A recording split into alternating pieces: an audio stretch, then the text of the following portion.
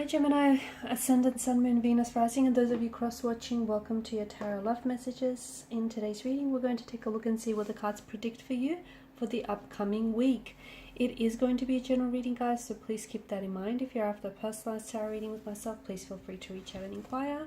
My email address is going to be listed below the video.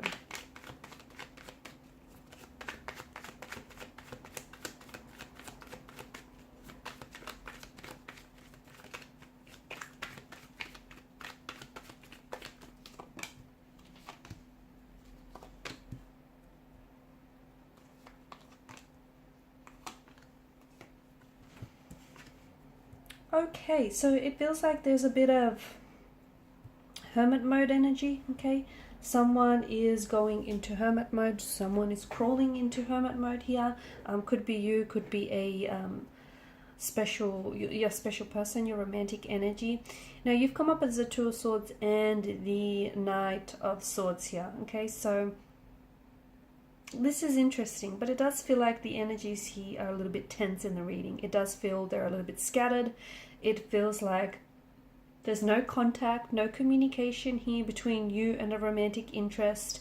I don't know if you've blocked someone or if they've blocked you, or I don't know if you're anticipating to hear from someone or they're anticipating to hear from you.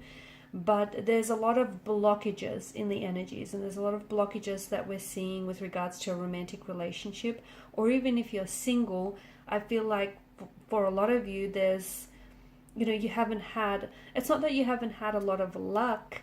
I feel like, the luck and the opportunities to meet someone or to date were always there, but there's certain blockages in your energies that are sort of repelling potential romantic interests here. Okay, I feel like with the Nine of Cups, it's a reminder for you to perfectly align yourself with, the intentions that you set for yourself. Okay, so what is it that you want for yourself? What type of a relationship do you want? What type of partner do you want to attract? Whom do you want to manifest back into your life? Aligning, it's very important for you to align yourself with those intentions, because wanting something and ordering it from the universe, the catalog of the universe, is simply not enough. You have to be in receptive mode to receive it. In addition to that, you also have to believe it, believe it that you deserve it, believe it that it's on its way, believe that you're, and also have an attitude of gratitude for it, okay? So it's not just a matter of, you putting your wish out there and then sitting back and, expecting for it to fall into your lap. Whilst that would be nice, a little bit of effort is required on your part. So I feel like with the Nine of Cups, it's all about aligning yourself with your intentions. Because for some of you, you want to meet someone, okay? You want to meet someone, you want to meet a compatible romantic interest, someone who reciprocates, someone who's loving, kind, generous, tender. I mean, that's not too much to ask, is it? So for some of you, you want, but you want that, you want this ideal partner who has these idealistic characteristics or traits or qualities that you admire. But at the same time, it's like that's what you want, but you're not doing anything to achieve that, or you're not doing anything to put yourself in a space, whether it's an emotional or physical space, where you're inviting that into your your energy is inviting that. So and also, like, for instance, some of you want to manifest back a certain individual into your life, but what you're thinking about is how it's not going to work or how it's not going to happen, okay? Wanting something and then not believing in it, see how it kind of contradicts that intention, it contradicts the wish. So, I feel like the Nine of Cups is all about aligning yourself with what it is that you want, the intentions that you want, whether it's for a specific person or a specific situation here, and not closing yourself off to the possibilities, the opportunities, any communication. It's all about being open and receptive, because much like the Two of Swords here, it seems like she's very, she's blocked herself off. It seems like she's cut herself off from opportunities or possibilities that could be coming her way. But, because of this energy, she won't be able to see nor identify those opportunities or those possibilities. So it's all about getting into receptive mode, you know, aligning with your intentions, because that's absolutely important. The Knight of Swords energy, there is some tension, there is some conflict, and it could be that, you know, this tension or conflict exists in a relationship, in a romantic connection. It could be that it exists within you internally. But things do feel a little bit tense. Things do feel a little bit uneasy. It does feel like you've been going through some things. It's probably not a good idea. It's, you know, sometimes you just have to, you know, you need to feel it to heal it. You just have to write it out, right? You need to just feel those emotions, get them out of your system. So it's probably not a good idea. Okay, if you're feeling this type of way, it's probably not a good idea to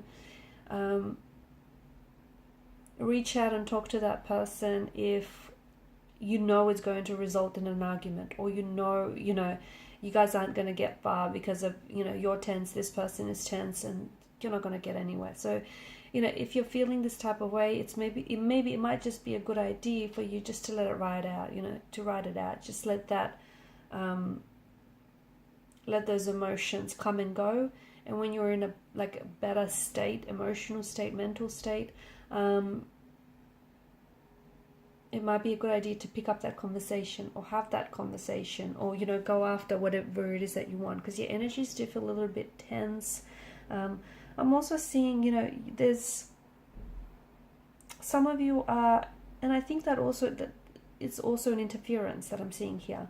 Some of you are a little bit suspicious here. I don't know if you're suspicious of someone, you're suspicious of something not working out for you, you're suspicious that the universe isn't delivering on time. It's just this energy of suspicion, this energy that lacks trust. Just remember, what you put out, you get back in return. Okay, so be careful, because thoughts are a powerful thing. They essentially, you know, they do create our narrative, right?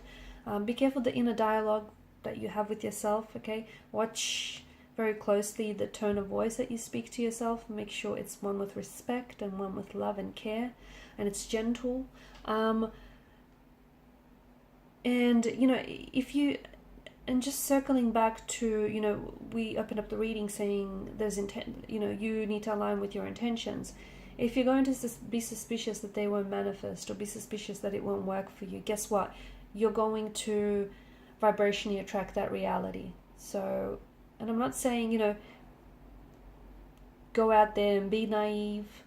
That's not what I'm saying, but you kind of you're repelling something that wants to come to you, but you're repelling it because you're scared of it, or you're not, you know, trusting enough of it, whatever it is for you here, whether it's a person or a situation. So it's time to sort of, you know, look inwards here and see what's going on with you. The Two of Pentacles, you're in two minds about a situation, you're in two minds about a person. But I also feel like it could be a connecting energy here who's in two minds about you, especially if the two of you have had a disagreement, or have had some sort of altercation or a fallout. I'm picking up on this energy that this person wants to contact you, but then doesn't. They want to communicate, but then they don't. They want, you know, they write and delete their message. They just write and then they delete their messages to you. It's just, there's a lot of back and forth in the energies. The other thing is, I feel like you guys are kind of playing, feeding off that energy. So, you know, at the same time, it feels like you guys are sort of mirroring back to each other emotionally what's going on here. You know, you two feel a little bit uncertain about this person. They're picking up on that vibe and they're sort of mirroring it back to you. So it might be a good idea to just, you know, put the focus on you here, especially this week. You've got the hermit mode energy, which I feel like is going to be the theme of this week. Guess what? If you don't feel like talking, if you don't feel like, you know, going to that event, if you don't feel like catching up with your friends, if you just feel like you want to curl up on the couch with a good book or a great film, do that. Okay? Sometimes you need to withdraw into yourself to re-energize, recharge. And for some of you, you know, that's what you need to do, and you'll feel better for it. Okay, you just need to give yourself a little bit more time, a little bit more attention, a little bit more energy, and you'll feel better for it. Okay, so I feel like this week it's all about you. It's, you know, going within, going deep within. I feel like some reflection as well is needed on your energy, on your part. You know, thinking about what it is that you want, where you want to go, what it is that you want to attract, and, you know, really believing it. So you can't attract someone or something from a place of not believing that you deserve it, or not believing that it's going to manifest. There's such, you know, it's a contradiction. It's not going to happen. So I feel like there's a need for you to really dig deep here, go inwards and see, you know, what's going on with your yourself and your emotions here internally, and see if you can, if there's anything that you can do to yourself, you know, to yourself, to sort of help shift some of this, I'm gonna say, like, very stubborn or, you know, negative influences. Okay guys, these are your messages. Thanks so much for watching and listening. Please show your support by liking, sharing and subscribing to the channel. Bye for now.